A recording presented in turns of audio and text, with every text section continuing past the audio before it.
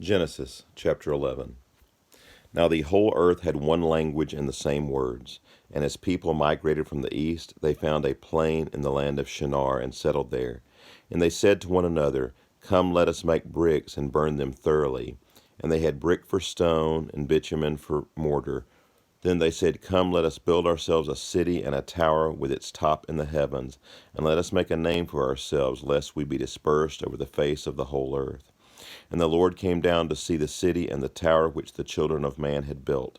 And the Lord said, Behold, they are one people, and they have all one language, and this is only the beginning of what they will do. And nothing that they propose to do will now be impossible for them. Come, let us go down and there confuse their language, so that they may not understand one another's speech. So the Lord dispersed them from there over the face of all the earth, and they left off building the city. Therefore its name was called Babel, because there the Lord confused the language of all the earth, and from there the Lord dispersed them over the face of all the earth. These are the generations of Shem. When Shem was 100 years old, he fathered Arpachshad 2 years after the flood. And Shem lived after he fathered Arpachshad 500 years and had other sons and daughters.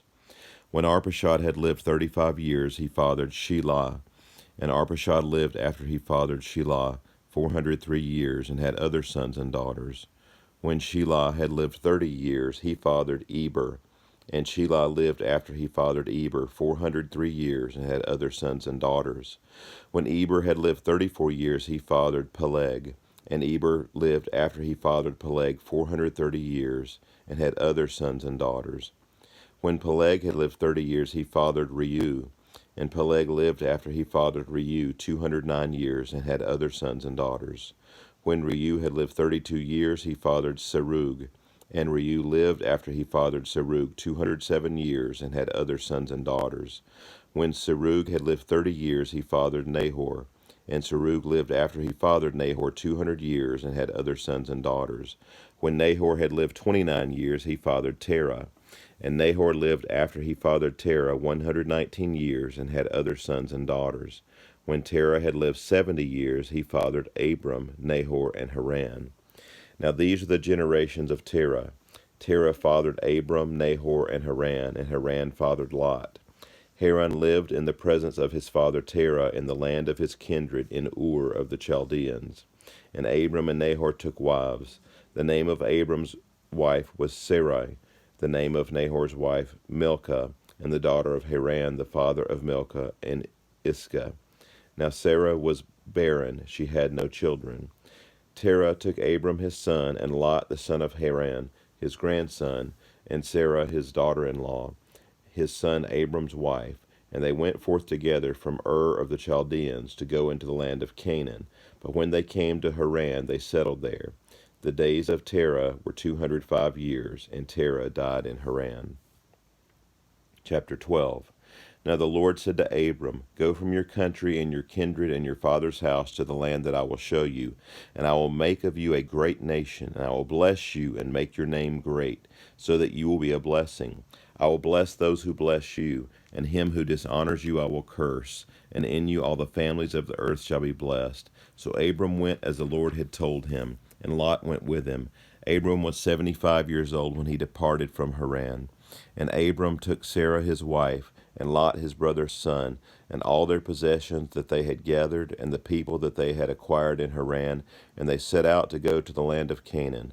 When they came to the land of Canaan, Abram passed through the land to the place at Shechem, to the oak of Moreh. At that time the Canaanites were in the land. Then the Lord appeared to Abram and said, To your offspring I will give this land.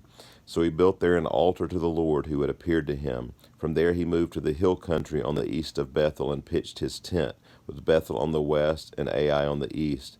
And there he built an altar to the Lord and called upon the name of the Lord. And Abram journeyed on, still going toward the Negeb.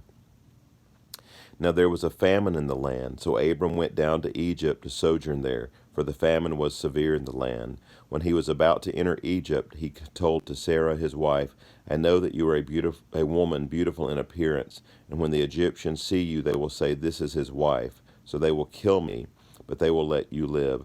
Say you are my sister, that it may go well with me because of you, and that my life may be spared for your sake. When Abram entered Egypt, the Egyptians saw that the woman was very beautiful. And when the princes of Pharaoh saw her, they praised her to Pharaoh.